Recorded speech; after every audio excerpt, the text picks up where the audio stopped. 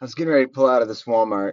Well, I was pulling out of this Walmart and I had a bag of trash. So beside the building, and there's a guy over there, just standing. Nice guy.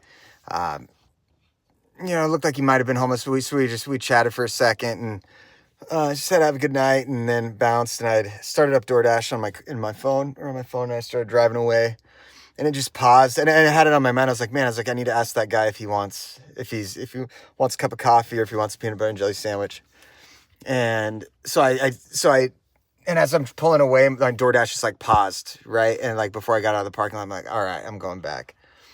So I went back, asked him if he was hungry, or thirsty. And he's like, yeah, So got him over to the car, kicked it on, did the remote start, so I could run the coffee machine. Got him a cup of coffee, got him a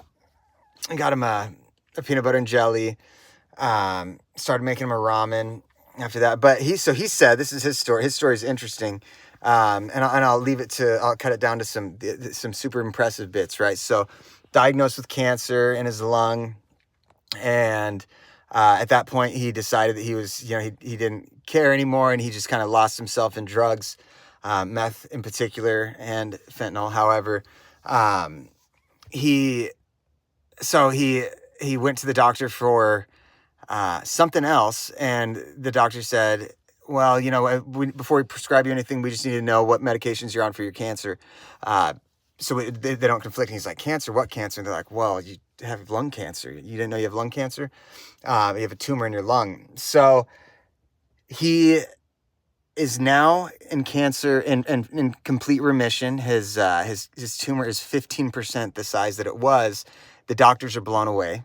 And the only reason that this could be is that he has starved himself doing meth on the streets for an extended period of time, eating very little, pretty much fasting all the time, but using meth to keep him going. No, in no way condoning meth. However, I am saying something about fasting.